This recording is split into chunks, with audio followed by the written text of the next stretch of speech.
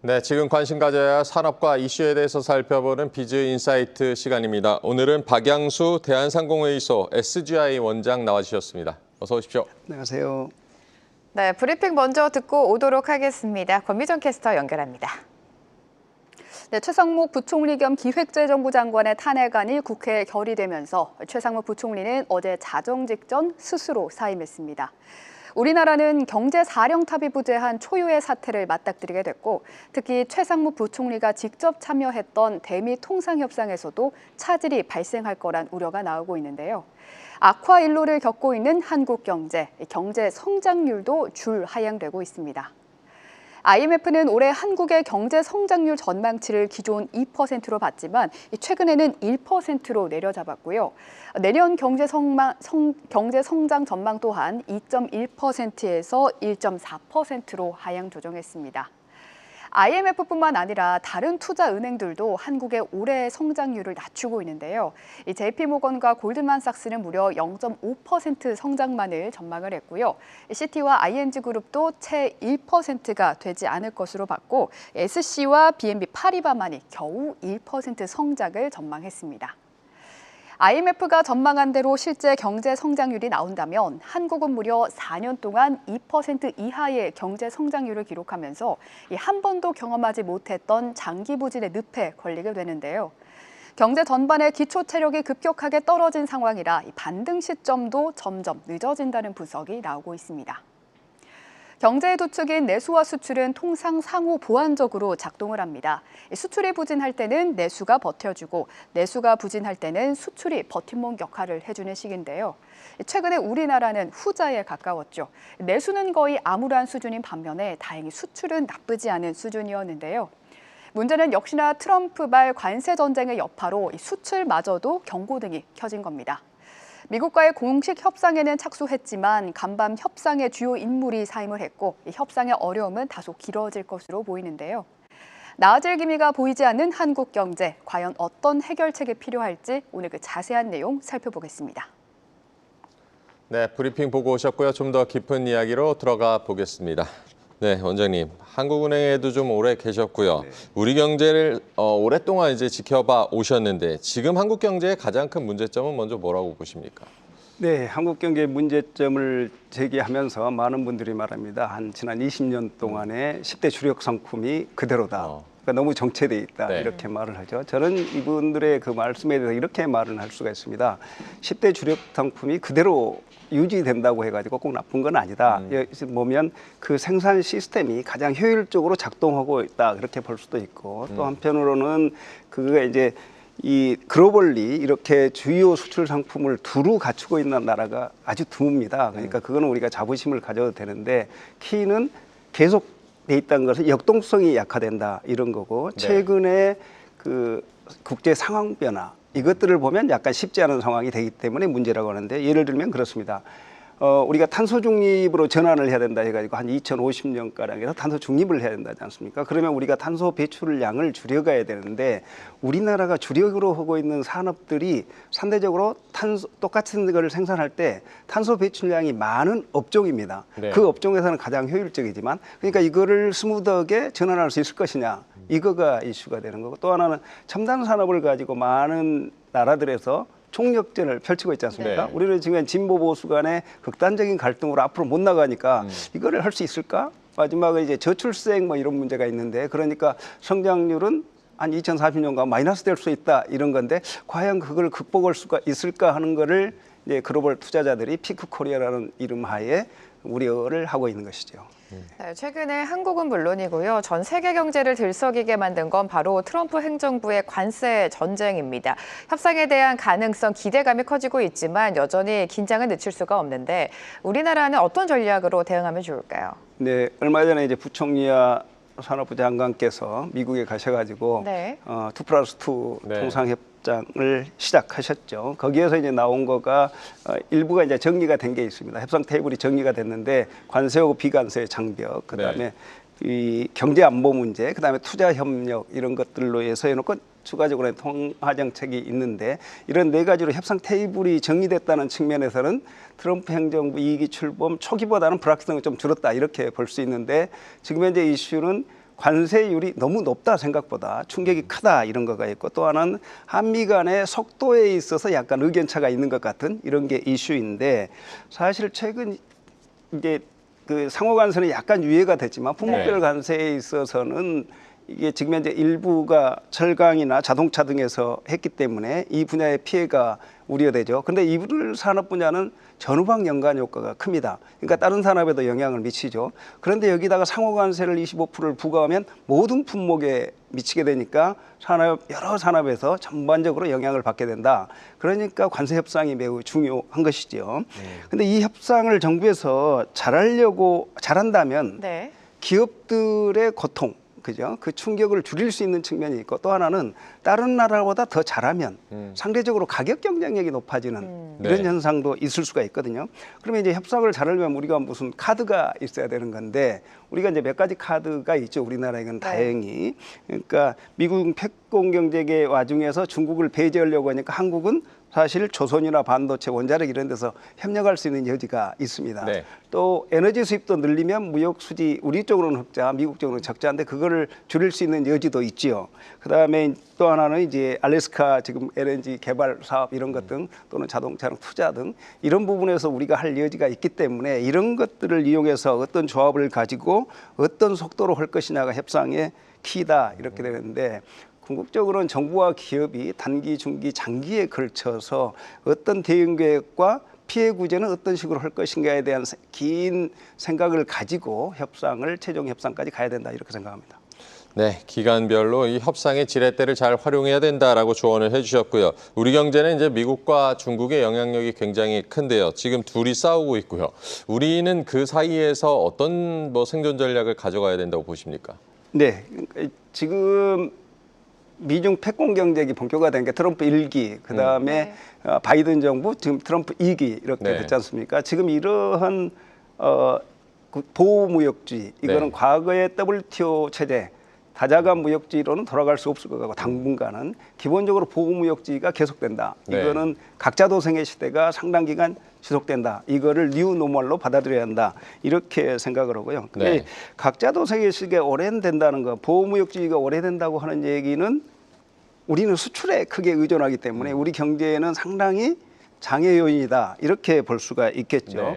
만약에 미중 관세 협상이 잘 된다 하더라도 잘못된다 하면 우리가 한미 간에는 잘한다 하더라도 글로벌 전체로 교역을 위축시키기 때문에 충격이 상당하게 되죠. 그래서 우리의 생존 전략 이런 걸 생각해 보면 자, 미국과 중국 간의 그 전쟁 과정에서 패권 경쟁 과정에서 상대적으로 우리가 도움이 될 수 있는 부분도 있습니다. 덕을 볼 수 있는 거. 그런데 물론 중국의 저가품으로 우리한테 밀어내면 우리가 이제 또 손해도 보고 이런 부분도 있고 또 하나는 미국이 계속 고립지로 가지 않습니까? 고립지로 가게 되면 중국을 포함해서 다른 나라들이 경제적 협력 체제를 만들려고 합니다. 그러니까 CPTPP처럼 그런 게 이슈가 되는 게 그런 쪽으로 해서 경제협력 관계를 만들자 이런 논의도 있을 수 있으니까 우리는 어떤 스탠스를 취하면서 해야 될 것인가. 그다음에 이제 중국이랑 하다 보면 중국에서 많은 히토류랑 이런 거를 공급망과 관련돼서 끊을 수 있기 때문에 그거를 수출 다변화를 통해 이제 수입 다변화를 통해서 얼마나 분산할 거냐 이런 거가 이슈이고 가장 중요한 거는 이런 각자 도생의 시대에는 우리가 근본적으로 기업의 경쟁력을 높이는 것이기 때문에 기업하기 좋은 환경을 어떻게 만들어낼 거냐 이런 게 이슈라고 봅니다. 네, 이렇게 우리가 대내외 변수로부터 잘 버티려면 산업별로 좀 철저한 대응이 필요할 것으로 보입니다. 첨단 산업 먼저 볼 텐데요. AI 시대가 점차적으로 다가오고 있고 로봇이 발전하면서 각국에서는 투자를 좀 본격적으로 단행을 하는데 반면에 우리나라는 좀 소극적이다 이런 평가가 많습니다. 어떻게 보십니까? 네, 첨단 산업이 가장 중요하죠. 그러니까 AI하고 로봇 이런 것들은 다 결합. 그런 첨단 산업은 사실 사람을 급격하게 4차 산업에 재편할 것이고 또 고용도 많이 인력도 창출하고 또 줄이기도 하고 시장도 키울 수도 있고 경제안보 의식까지 우리 일상 경제 생활에 상당한 영향을 줄 것입니다. 또 하나는 우리가 저출생 문제로 이렇게 고민을 하고 있는데 이것들이 생산성 향상의 도구로도 활용할 수 있기 때문에 그런 측면에서의 역할도 있다 하겠죠. 그런데 이제 이 첨단 산업의 특성상 대규모 투자가 필요합니다. 그런데 대규모 투자를 했는데 성공하면 글로벌 시장을 선점할 수 있는 효과를 노릴 수 있어요. 근데 실패하면 충격이 엄청 큰 것이죠. 그러니까 이거 대규모 투자를 해야 되는데 그것과 관련해서 불확실성이 성공에 대한 불확실성이 높죠. 그러면 이거는 민간만이 투자할 수 있는 게 아니고 정부하고 함께 투자를 해야 되는 그런 측면에서 우리가 필요한 조치를 해야 된다. 이렇게 볼 수 있죠. 지금은 이제 미국이랑 주요 선진국들은 첨단 산업에 대해서 천문학적인 돈을 쏟아붓고 있습니다. 세액 공제율을 높여준다든지 보조금을 직접 지불하다든지 이런 걸 통해서 하고 있지요. 그런데 우리는 경제 규모가 작기 때문에 이들 나라만큼 그 많은 돈을 쓸 수 있을 거냐? 그거는 안 되고 생각보다는 만약에 단위 기업당 정부 쪽에서 지원하는 금액이 최소한 선진국만큼은 되거나 그 이상은 된다라는 식으로 전략적으로 접근을 해야 된다라는 생각이 들고요. 그런데 이제 최근 이제 우리가 인구 구조 변화 때문에 재정 소요가 계속 많이 늘어날 거기 때문에 재정 부담, 그다음에 정부 부채 부담을 걱정하지 않습니까? 이런 걸 생각하면 그런 가운데서 어떻게 재원을 확보할 거냐 이런 문제가 있고 또 하나는 우연히 첨단 산업에 있는 기업들이 대기업이 위주로 돼 있죠. 그러니까 우리나라에 약간 반기업 정서 이런 것이 있는데 그걸 어떻게 넘어설 거냐 이런 것이죠. 그러니까 이런 것들을 생각해 보면 이걸 넘어설 수 있는 거는 새로운 이제 대통령 선거가 이루어지고 그 위에 새로운 리더십을 가지고 이 재정을 확보해 가지고 적극적으로 지원하는 그런 전략적인 접근이 필요하다 이렇게 생각합니다. 네, AI와 같은 이런 첨단 산업을 구현하기 위한 에너지 확보도 중요할 테고요. 지금 우리에게 필요한 에너지 정책은 어떤 걸 좀 보고 계십니까? 네, 많은 연구들에 의하면 첨단 산업은 과거와는 다르게 엄청난 전기를 필요로 한다. 에너지를 소비한다. 이런 특성이 있죠. 예, 그다음에 우리의 생활이나 대부분의 산업이라는 것이 전기화가 진행되니까 사람들이 그런 말을 합니다. 전자생존. 전기를 확보한 자가 살아남는다. 이런 것이죠. 그러니까 전자생존의 시대라는 말로 하고 있는데 국제에너지기구 IEA는 앞으로 20, 30년 후면 지금 현재보다 전력 수요가 두세 배 늘어난다 이렇게 말을 하고 있죠.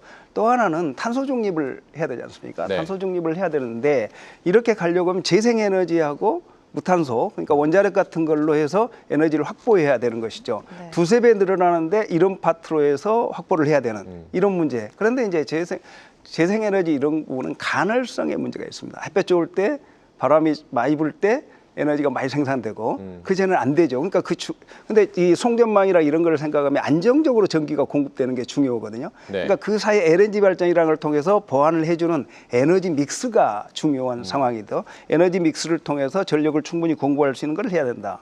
그런데 우리는 과거에 이제 두 개 정부에 있어서 한때는 재생에너지 주고 원자는 뭐 폐쇄한다 이렇게 됐고 또 다른 때는 재생에너지는 안 되고 원전 이렇게 됐는데 이런 거는 실제로 보면 지금 현재 상황에 비춰보면 적절한 태도는 아닌 것이죠.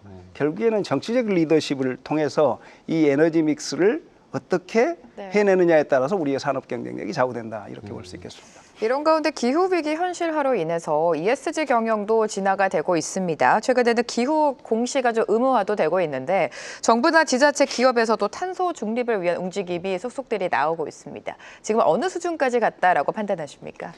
예, 최근에 이제 뭐 운수 뭐 이런 것들 기후위기가 현실화됐잖아요. 그랬더니 과거에는 ESG 경영이 쇼잉하는 듯한 우리 기업은 잘하고 있어요라는 측면으로 했었는데 이제 실질적으로 진화하고 있죠. 예를 든다면 기후 공시를 의무화한다. 그러니까 우리 기업이 앞으로 기후 위기가 닥친다 하면 재무적으로 손실 볼 게 얼마다 이런 것까지 공시하라는 거예요. 근데 공시를 잘못하면 소송 대상이 되잖아요. 그러니까 이게 엄청난 압박이고 실질적인 규제가 되는 것이죠. 또 하나는 뭐 공급망 실사례로 유럽 쪽으로 어떤 물건을 수출하려고 하면 ESG 경영을 잘하고 있는지를 리포트해라. 그렇지 않으면 수출 안 받는다 이런 거고 CBAM 이런 거는 탄소 국경 조정되는데 똑같은 물건을 생산할 때 탄소를 이만큼 배출했는데 유럽이라면 이만큼 세금을 냈을 텐데 한국에는 적게 냈다. 그러면 그 차액만큼을 유럽의 수입업자가 세금으로 내라. 이런 식이죠. 그러니까 이거가 실질적으로 무역 장벽화하고 있는 것입니다. 그런데 이제 또 하나 흐름은 트럼프 2기 행정부가 들어서면서 화석 연료 이거에 대한 개발을 강화했죠. 그다음에 파리 협약 탈퇴 이렇게 나왔죠. 그러니까 또 하나는 유럽 쪽에서는 로우 전쟁 하다 보니까 이게 너무 강하게 ESG 규제를 강화하다 보면 기업의 경쟁력이 떨어지고 문제를 야기한다 하면서 ESG 경영과 관련된 것이 약간 주춤하는 경향이 있습니다. 우리나라는 정부와 지자체에서 ESG 경영을 위해서 많은 노력을 했지요. 그렇게 하다 보니까 했지만 약간 뒤처졌던 게 사실입니다. 네. 근데 글로벌리 지금 ESG와 관련돼서 약간 주춤하는 상황이니까 이때 빨리 캐치업을 해가지고 같이 가는 그런 전략이 필요하다. 그러니까 너무 빨리 가면 기업한테 부담이고 너무 천천히 가면 글로벌 경쟁력이 저하되니까 정부와 기업에서 최적의 패스를 어떻게 찾아가느냐. 이게 이슈 같습니다. 네, ESG 속도 조절도 중요하겠습니다. 저출생과 지금 고령화 역시 우리 경제를 좀 취약하게 만드는 주요 요인이기도 한데요. 우리나라의 그 뭐 구조적인 문제 이런 것들이 뭐 잠재 성장률을 지금 끌어내리는 것들도 있고요. 원장님은 이에 대해서 어떤 시각을 가지고 계십니까? 예, 우리나라가 세계에서 가장 낮은 학계 출산율을 보이고 있죠. 그다음에 이제 정부와 기업들이 지난해부터 계속 노력을 했죠. 그러다 보니까 약간의 반등의 기운 그거는 되고 있습니다. 근데 이게 계속 될 것인지는 아직 예단하기는 어려운 상황이죠. 네. 또한 출생률 저하라고 하는 게 인류 문명사적으로 이 트렌드일 가능성이 되게 높습니다. 예를 든다면 우리 기대 수명이 높아지고 그다음에 우리 인적 자본 투자를 해가지고 그걸 회수할 수 있는 기간이 길어진다는 거니까 기대 네. 수명은. 네. 그러니까 자기 교육에 투자하다 보니까 결혼이 늦어지고 그다음에 회사에 가서도 열심히 일하려고 승진에 밀리려고 하지 않으니까 계속해서 일하려고 하니까 출산을 미루거나 아예 안 한다 이거죠. 그래서 글로벌리 이거가 인류사적으로 줄어드는 것이죠. 그런 현상이 있다. 근데 인구를 유지하려면 2.1명 학계 출산율이 그건 돼야 되는데 네. 그것로 회복하기는 당분간은 쉽지 않다. 왜냐하면 OECD 평균도 1.4밖에 안 되거든요. 선진국 그렇게 되니까 어려울 거다. 그러면 인구가 증가한다는 걸 전제로 해가지고 그동안 연금 시스템이라는 게 짜여 있죠. 네. 그렇게 짜여 있는데 이거가 유지가 불가능한 문제가 되지 않습니까? 그래서 저는 인구 감소를 가지고도 저출생에 대해서 적응 전략도 필요하다. 그 출산율 2.1까지 높이려는 쉽지 않고, 그러니까 적응을 해야 되는데 그 방법은 인구가 준다 하더라도 1인당 생산성을 높이는 것을 통해서 성장 저하를 일부를 막을 수도 있죠. 네. 또 하나는 저도 이제 나이가 60 어라운드로 가지만 이게 과거보다는 건강 상태가 좋지 않습니까? 그리고 학력도 옛날보다는 상대적으로 평균이 높아졌잖아요. 네. 그러니까 고령 인력을 활용하면 생산성을 상당히 메이크업 할 수 있다. 이런 측면이 있고 또 하나는 해외에서 고급 인력 있잖아요. 하이 퀄리티 인력들을 데려오면 우리가 젊은 사람이 부족하니까 이 사람들을 통해서 창의적인 것들을 하면서 혁신을 해낼 수 있기 때문에 이런 부분을 통해서 해야 된다. 그래서 제가 말씀드리는 거는 지난 정부에서 일가정 양립을 통해서 저출생 문제를 극복하려고 했는데 네. 거기에다 더해서 이제부터는 성장 전략을 통해서 저출생 문제를 극복하는 방향으로 좀 더 확대시켜 나가야 된다. 이런 식의 생각을 하고 있습니다. 네, 이렇게 또 한국의 산업 발전을 저해하는 원인 중 하나로 지나친 규제가 좀 거론이 되고 있습니다.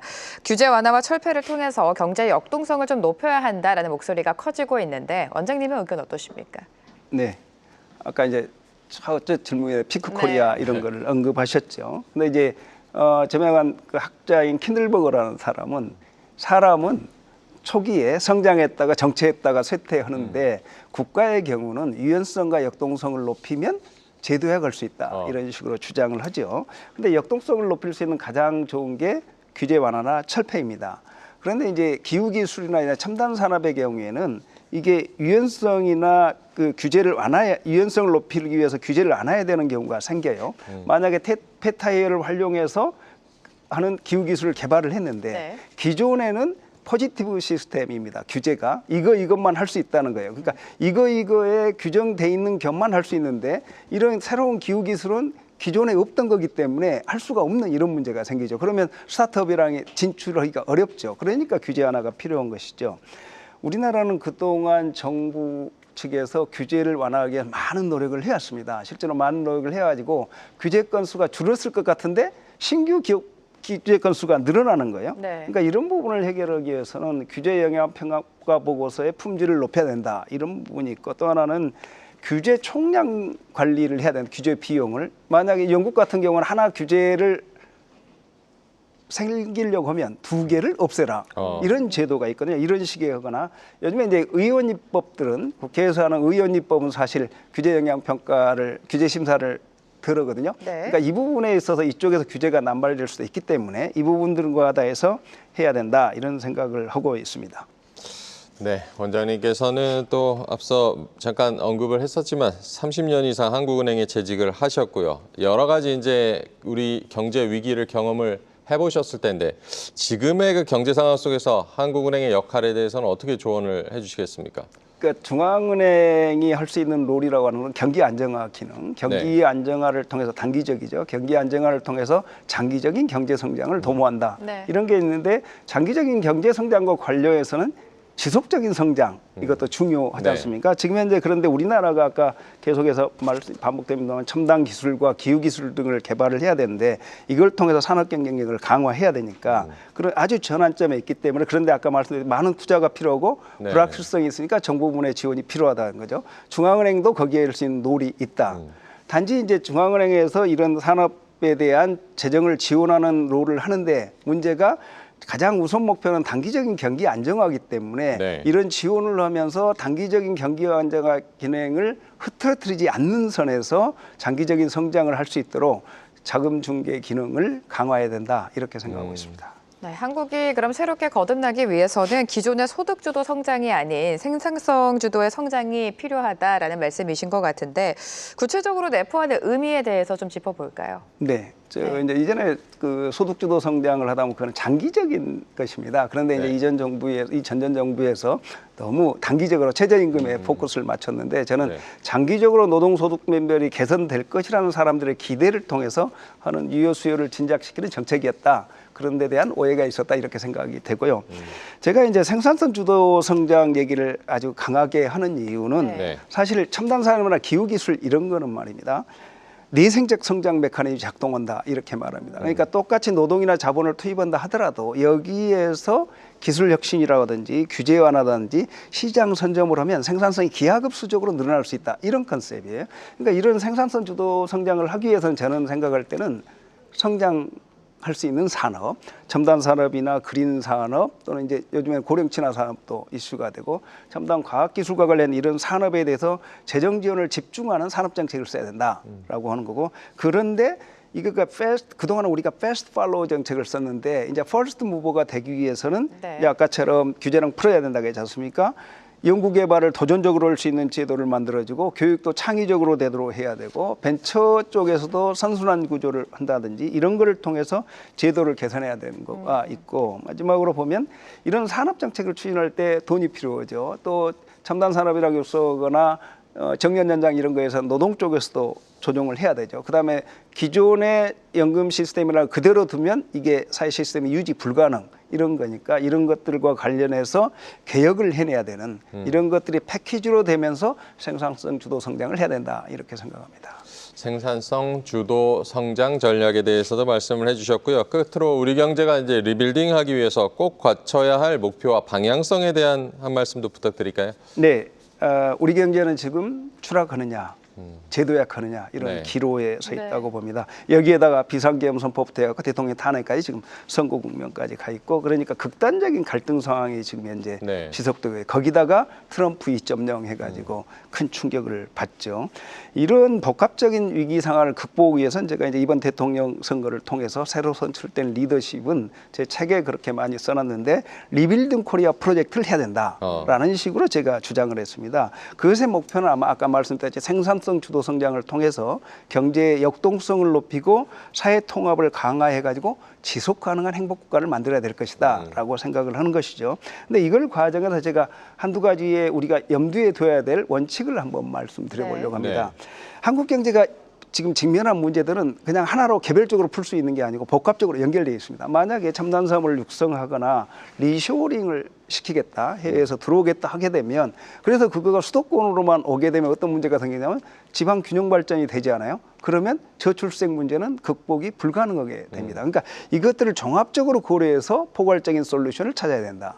두 번째는 이게 각 국민들 간에 이해관계가 충돌이 되는 사안이 많기 때문에 하나씩 하다 보면 앞으로 진전을 할 수 없다. 그러니까 이쪽 분야에서 이익 나는 부분과 손해 나는 부분이 있고 여기 분야에서 이익 나는 부분, 손해를 패키지 딜로 하다 보면 이거가 중재가 가능하다라고 생각하고 근데 이렇게 중재가 가능하려면 새로운 리더십이 필요한데 새로운 리더십은 실용의 리더십을 바탕으로 사회적 대타협을 이루어내는 그런 형태로 해야만 정권을 넘어설 때마다 일관성이 바뀌고 이런 문제를 극복할 수 있다는 측면에서 제가 그 두 가지 원칙은 꼭 여기서 말씀드리고 싶었습니다. 네, 오늘 박양수 대한상공회의소 SGI 원장과 함께했습니다. 오늘 도움 말씀 감사합니다. 감사합니다. 고맙습니다. 계속해서 다양한 경제 이슈를 알고 싶다면 구독과 좋아요, 알림 설정 부탁드립니다. AI 캐스터 권미정이었습니다.